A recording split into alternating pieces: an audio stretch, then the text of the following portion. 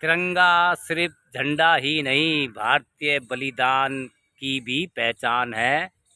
तिरंगा केवल 3 रंगों से बना राष्ट्रीय ध्वज नहीं है, यह 140-45 करोड़ भारतीयों की पहचान है, स्वाभिमान और गौरव का प्रतीक है।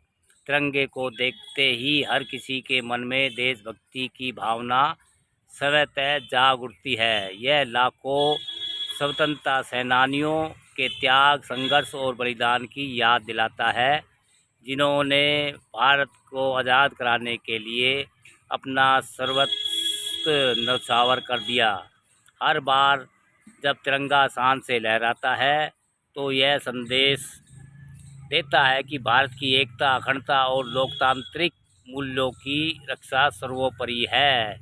इसी गौरवशाली इतिहास को स्मरण करने के लिए हर वर्ष 22 जुलाई को राष्ट्रीय ध्वज अंगीकरण दिवस मनाया जाता है। 1947 में इसी दिन संविधान सभा ने भारत के राष्ट्रीय ध्वज के रूप में तिरंगे को आधिकारिक रूप से अपनाया था। यह निर्णय भारत की स्वतंत्रता से महज कुछ सप्ताह पहले लिया गया था और इसी के साथ तिरंगा स्वतंत्र भारत की पहचान बन गया। 22 जुलाई 1947 भारतीय इतिहास की सबसे महत्वपूर्ण तिथियों में से एक है।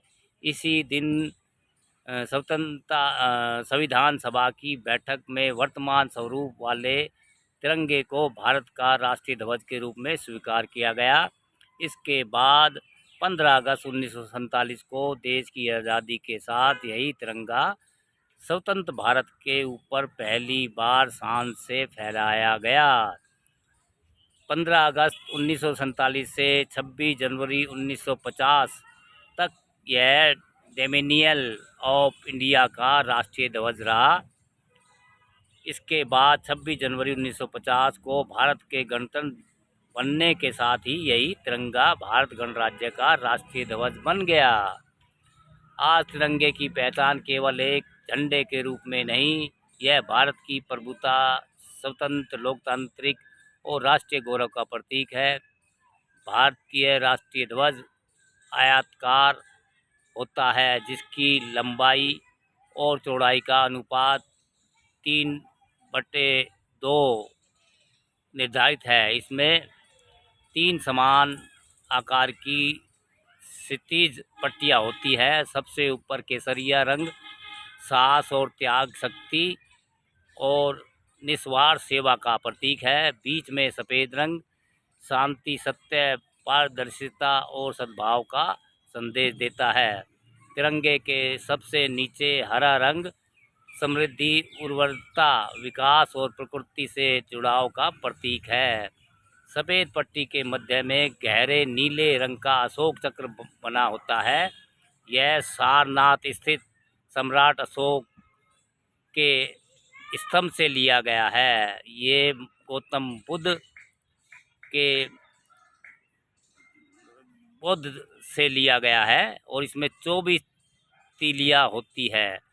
धर्म चक्र यह संदेश देता है कि जीवन और राष्ट्र दोनों निरंतर गतिशील रहने चाहिए। प्रगति का मार्ग कभी रुकना नहीं चाहिए।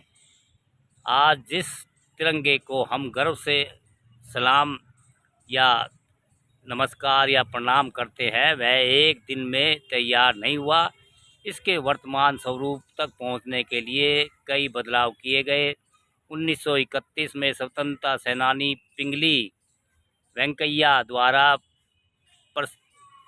प्रस्तावित ध्वज में बीच में चरखा था।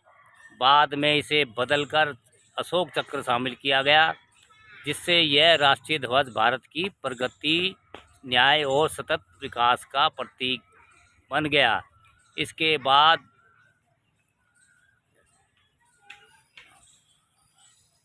22 जुलाई 1947 को संविधान सभा ने इसी अंतिम रूप को राष्ट्रीय ध्वज के रूप में मंजूरी दी। राष्ट्रीय ध्वज अंगीकार दिवस केवल एक ऐतिहासिक घटना की याद नहीं है, बल्कि यह हर भारतीयों को अपने राष्ट्रीय ध्वज के महत्व और उसके सम्मान के प्रति जागरूक करने का अवसर भी है। इस दिन को मनाने का उद्देश्य तिरंगे के ऐतिहासिक और विरासत से नई पीढ़ी को परिचित कराना है। साथ ही राष्ट्रीय एकता और अखंडता की भावना को मजबूत करना, स्वतंत्रता सेनानियों के बलिदान को याद करना, संविधान और लोकतंत्र मूल्यों के प्रति सम्मान बढ़ाना और राष्ट्रभक्ति और नागरिक कर्तव्यों के प्रति जागरूकता फैलाना है। भारतीय राष्ट्रीय ध्वज का सम्मान करना प्रत्येक नागरिक का कर्तव्य है। राष्ट्रीय ध्वज कॉटन, सिल्क या खादी का ही होना चाहिए। तिरंगे पर किसी प्रकार का कुछ लिखना, चित्र बनाना या कोई निशान बनाना गैर कानूनी है। किसी भी परिस्थितियों में तिरंगा जमीन को स्पर्श नहीं करना चाहिए। राष्ट्रीय ध्वज का उपयोग हमेशा सम्मान और गरिमा के रूप में किया जाना चाहिए। सीमा पर तैनात सैनिक जब तिरंगे की रक्षा के लिए अपने प्राण न्यौछावर करते हैं, ओलंपिक में खिलाड़ी जब तिरंगा लहराते हैं, वैज्ञानिक जब अंतरिक्ष में भारत का परचम बुलंद करते हैं या किसी सरकारी भवन पर तिरंगा शान से फहराता है, हर बार यह करोड़ों भारतीयों के हृदय में गर्व का संचार करता है। तिरंगा केवल कपड़े का एक टुकड़ा नहीं, बल्कि उन अनगिनत बलिदानों की विरासत है जिनकी बदौलत आज भारत एक स्वतंत्र, लोकतांत्रिक और संप्रभु राष्ट्र के रूप में विश्व मंच पर गर्व से खड़ा है। तिरंगे का सम्मान करना हर भारतीय नागरिक का नैतिक और राष्ट्रीय कर्तव्य भी है। दोस्तों, आज 22 जुलाई को तिरंगा दिवस है। दोस्तों, जानकारी अच्छी है, वीडियो अच्छी लगे तो लाइक, कमेंट, शेयर भी करें।